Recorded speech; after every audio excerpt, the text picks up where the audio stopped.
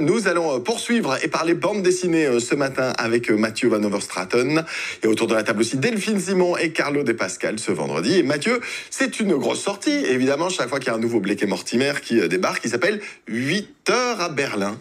Oui, je suis sûr qu'il y a beaucoup de nos téléspectatrices et téléspectateurs qui vont soit offrir cette BD à Noël, soit la recevoir, puisque chaque année, ça fait partie des cadeaux de Noël les plus offerts. Ça se vend à des centaines de milliers d'exemplaires et ça sera certainement à nouveau le cas avec ce 29e épisode. Alors, il y a quand même un phénomène assez étonnant avec la série Blake et Mortimer, c'est qu'elle est devenue beaucoup plus populaire depuis la relance de la série, après la mort d'Edgar P. Jacobs, qui était le créateur. Donc, pour vous donner une idée, Edgar P. Jacobs, il n'avait fait que 11 albums entre la création en 1946 et sa mort en 1987.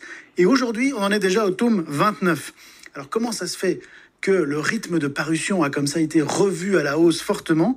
C'est grâce au fait qu'il y a en fait toute une série d'auteurs. Il y en a énormément. C'est pas toujours les mêmes. C'est pas toujours les mêmes. Il y a toute une série d'auteurs qui travaillent en parallèle sur des épisodes de la série. J'espère qu'ils se disent, moi je raconte ça et toi tu racontes ça, parce que après, je pense qu'il n'y a pas toujours une cohérence, honnêtement, entre les différents épisodes. Mais ici, donc, ce sont les scénaristes José-Louis Bocquet et Jean-Luc Fromental, vraiment qui sont deux vieux routiers de la bande dessinée, et le dessinateur Antoine Aubin, qui lui a un trait extrêmement fidèle à Jacobs, qui avait déjà dessiné L'Onde de Septimus en 2013, qu'on retrouve derrière cet épisode qui s'appelle 8 heures à Berlin. Bon alors, qu'est-ce qu'il raconte ce nouveau Blake et Mortimer? Alors l'histoire se déroule au printemps 1963 et tout démarre avec deux événements étranges qui a priori ne sont pas liés. Donc d'une part, au cœur de l'Oural, en Union soviétique, une archéologue découvre 7 cercueils avec dedans des cadavres dont la peau du visage a été arrachée. Ça, c'est une chose.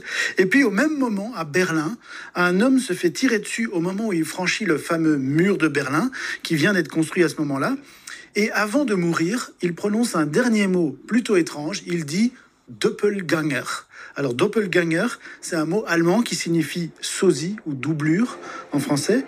Quel est le lien entre ces deux événements? On va le découvrir dans l'histoire, puisque Mortimer va se rendre en Union soviétique pour enquêter et Blake va se rendre à Berlin. Et a priori, ils ne pensent pas qu'ils vont être sur la même enquête, mais on va découvrir qu'en fait, il y a un lien entre ces deux histoires. Alors, une fois n'est pas coutume, il y a des personnages féminins dans cette histoire. Voilà, on est quand même un petit peu dans la modernité, pas tellement, mais un petit peu, puisqu'il y a quelques personnages féminins, ce qui n'est pas très fréquent dans l'univers très masculin de Blake et Mortimer. Il y a notamment l'archéologue dont je vous parlais tout à l'heure, qui s'appelle Olga Mandelstam, et dont on découvre qu'elle est en fait une ancienne camarade d'études de Mortimer. Une petite romance. Peut-être que dans quelques albums, on découvrira des choses.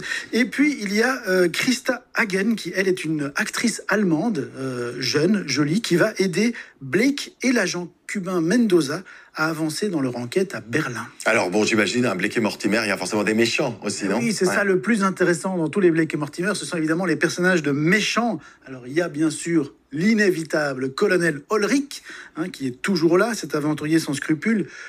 On le retrouve toujours sur le chemin des Blake et Mortimer. Mais dans cet album, plus intéressant, il y a aussi un scientifique machiavélique qui s'appelle Julius Krantz et qui est un spécialiste des manipulations du cerveau. Alors c'est assez effrayant parce que dans cet album, il parvient à transformer Mortimer en une sorte de monstre assoiffé de violence.